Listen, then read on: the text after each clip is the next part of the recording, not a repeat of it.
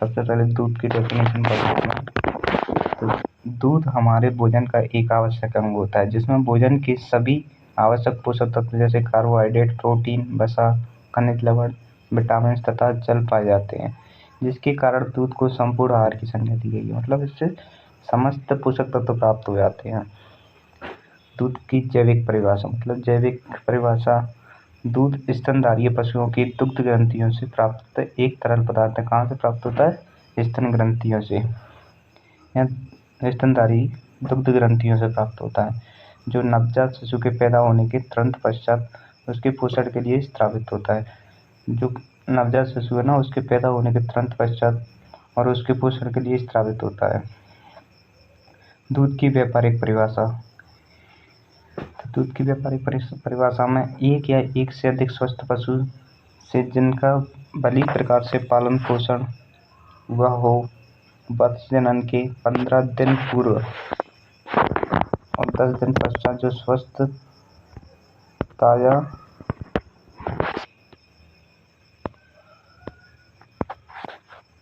लैक्टेरियल चरण प्राप्त होता है, उसे दुग्ध कहते हैं। इस दुग्ध में न्यूनतम वसा 3.2% पाई जाती है। वसा कितना रहते हैं? 3.2। वसा रहे ठोस पदार्थ 8.5% पाए, याद रखना है। दूध की रासायनिक परिभाषा, रासायनिक दृष्टि से दूध एक विषमांग उत्पाद है, जिसमें वसा, प्रोटीन, शर्करा, खनिज पदार्थ तथा अन्य अवयव इमल्शन, कोलाइड, निलंबन तथा वास्तविक विलयन के रूप में जल की सतत तरल अवस्था में उपलब्ध रहते हैं।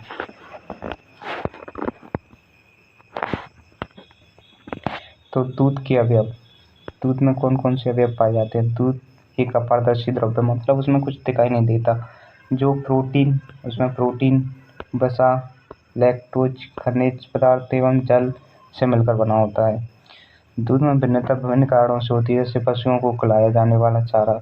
अगर पशुओं को हरा चारा खिलाएंगे ना तो उसका दूध पतला होता जाएगा।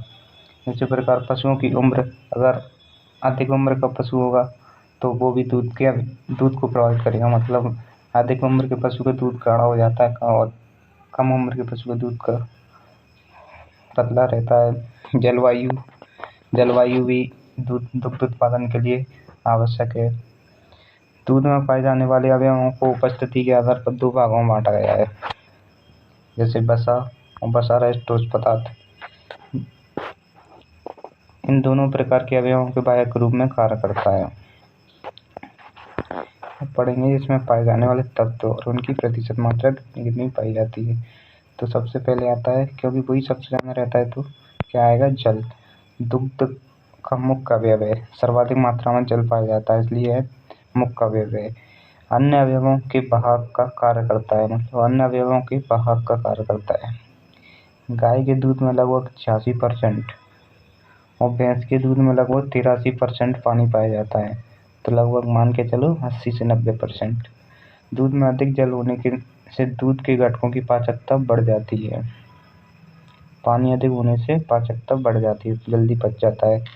दुग्ध वसा, दुग्ध का एक मुख्य अवयव है जो कि दूध में सबसे अधिक घटने और बढ़ने वाला पदार्थ है। मतलब यही सबसे ज़्यादा घटने और बढ़ने वाला पदार्थ है। अधिक उम्र और कम उम्र वाले पशुओं में भी दुग्ध वसा प्रभावित होती है और जलवायु के द्वारा भी होता है।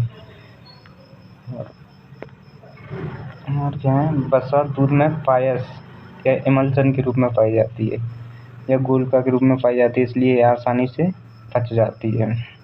ये याद रखना, पायस या इमल्शन। वसा के मुख्य अवयव, वास्तविक वसा, फॉस्फोलिपिड, स्टीरॉल तथा स्वतंत्र वसीय अम्ल पाए जाते हैं। दुग्ध वसा में सर्वाधिक ओलिक अम्ल 33% तथा पोमेटिक अम्ल 25% पाए जाते हैं।